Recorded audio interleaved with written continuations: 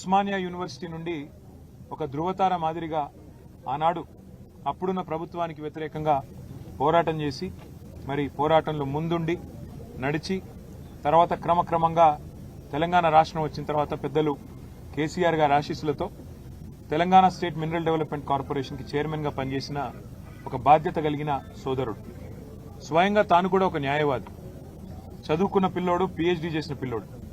మరి అట్లాంటి తమ్ముడు గత 2.5 సంవత్సరాలుగా ఒకటే పని చేస్తా ఉన్నాడు. ఈ ప్రభుత్వంలో జరుగుతున్న అవినీతిని అడుగడుగునా ప్రశ్నిస్తున్నాడు, బయటపెడుతున్నాడు. ప్రభుత్వం చేస్తున్న అరాచకాల్ని ఎప్పటికప్పుడు వెలుగులోకి తెస్తా ఉన్నాడు, ప్రజల దృష్టికి తెస్తా ఉన్నాడు. ఇవాళ ఆయన మీద కోపంతో ఆయనని ఒక పనికిమాలిన కేసులో, నిజానికైతే ఆయన మీద పెట్టిన కేసు 4 ఏళ్ల కంటే తక్కువ శిక్ష పడే కేసు, స్టేషన్లోనే బెయిల్ ఇచ్చి పంపించాల్సిన కేసు. కానీ జైల్లో పెట్టి ఈరోజు 12వ రోజు జైల్లో పెట్టి హ్యాబిచువల్ అఫెండర్ అని, అంటే ఈ అబ్బాయి ఇలాగే క్రమేపీ మరి వరుసగా చేస్తున్నాడు ఈ పని అని చెప్పి కేసులు పెట్టి దాదాపు 35 కేసులు. అవి కూడా ఏం కేసులు? ముఖ్యమంత్రి రేవంత్ రెడ్డి గారి ప్రభుత్వం ప్రపంచ సుందరి పోటీలు ఏవైతే ఇక్కడ జరిగినాయో అందులో మిస్ ఇంగ్లాండ్ ని వేధించింది. 2 కాంగ్రెస్ నాయకులు ఆ అమ్మాయిని సెక్షువల్లీ హరాస్ చేసినారు అని ట్వీట్ చేస్తే ఒక కేసు. రేవంత్ రెడ్డి గారి అల్లుడు, వారి బినామీ కంపెనీలు, వాటికి సంబంధించిన భాగోతాన్ని బయటపెడితే మరొక కేసు. రేవంత్ రెడ్డి గారి బావమరిది సుజన్ రెడ్డికి అమృత్లో కాంట్రాక్ట్లు ఎట్లా ఇస్తారు, కేంద్ర ప్రభుత్వం మీరు కుమ్మక్కయ్యారు అని చెప్పి అది బయటికి తీసుకొస్తే మరొక కేసు. రేవంత్ రెడ్డి గారి ఊళ్ళో కొండారెడ్డిపల్లిలో ఒక మాజీ సర్పంచ్ సాయిరెడ్డి గారిని వీళ్ళ సోదరులు భయపెట్టి భయభ్రాంతులకు గురిచేసి ఆయన చావుకు కారణమైనారు అని చెప్పి మరి బయట పెడితే దాని మీద ఒక కేసు. ఈ రకంగా 35 కేసులు తమ్ముడు మన్నె క్రిషాంక్ మీద పెట్టి ఇవాళ తనతో పాటు ఒక 10 మంది పిల్లల్ని ఇక్కడ తీసుకొచ్చి సంగారెడ్డి జైల్లో పెట్టి వారి కుటుంబ సభ్యులకు క్షోభ కలిగించడమే కాకుండా పైశాచికానందం పొందుతున్నారు ముఖ్యమంత్రి గారు.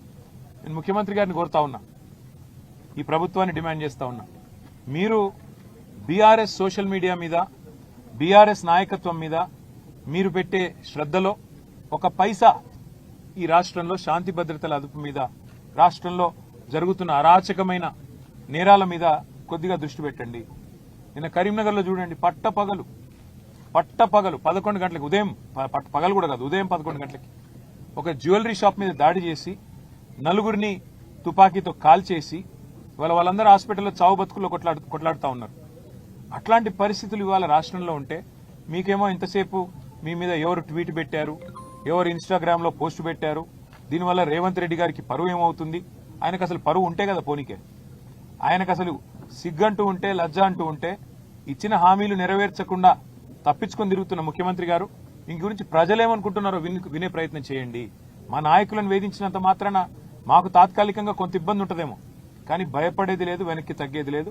నీ 420 హామీలు, నీ 13 డిక్లరేషన్లు, ఇవి అమలు చేసేదాకా మేము ప్రశ్నిస్తూనే ఉంటాం, పోరాడుతూనే ఉంటాం. ఈరోజు తమ్ముడు క్రిషాంక్ మీద కూడా ఈ పోలీసు వాళ్ళు కూడా ఎంత ఓవర్ యాక్షన్ అంటే, హైకోర్టు తీర్పిచ్చింది ఒక కేసులో అబ్బాయిని అరెస్ట్ చేయొద్దని, అయినప్పటికీ ఆ హైకోర్టు తీర్పును తుంగలో తొక్కుతూ పోలీసు వాళ్ళు అరెస్ట్ చేశారు నిర్మల్ కేసులో. దాని మీద ఇవాళ కంటెంప్ట్ కూడా పోతా ఉన్నాం హైకోర్టులో.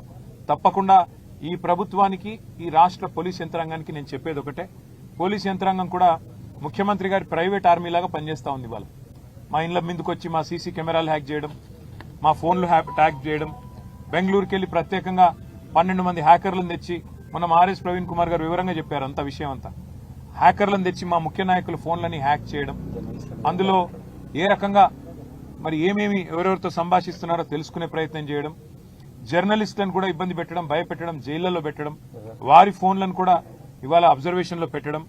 ఇవాళ ఈ రాష్ట్రంలో జరుగుతున్న ఈ అరాచక పర్వం ఏదైతే ఉందో దీనికి భయపడే ప్రసక్తే లేదు. ముఖ్యమంత్రి గారికి నేను చెప్పేది, రేవంత్ రెడ్డికి, ఇంతకింత చెల్లించుకుంటావు, ఇంతకింత నువ్వే బాధపడే రోజు వస్తుంది. ఈ హ్యాకింగులు, ఈ ట్యాపింగులు, ఈ డ్రామాలు, జైళ్లు, ఇవి బంద్ పెట్టి పరిపాలన మీద దృష్టి పెట్టు. రైతులు అల్లాడిపోతున్నారు, వాళ్ళని చూడు. రాష్ట్రంలో అరాచక పర్వం జరుగుతా ఉన్నది, నేరం పెరిగిపోతా ఉంది, దాన్ని చూడు. నువ్వే హోంమంత్రివి, మరి ఆ పని చేయకుండా ఇవాళ ఈ పని ఏదైతే చేస్తా ఉన్నావో మమ్మల్ని వేధించే పని, దీనికి తప్పకుండా మూల్యం చెల్లించుకుంటారని చెప్తూ క్రిషాంక్, అదేవిధంగా రాష్ట్ర వ్యాప్తంగా మా పార్టీ కోసం ప్రపంచవ్యాప్తంగా పనిచేస్తున్న మా సోషల్ మీడియా వారియర్స్ ఎవరైతున్నారో వారికి నేను శిరస్సు వంచి వారికి నమస్కారం తెలియజేసుకుంటూ ఎవరు కూడా అధైర్యపడవద్దు.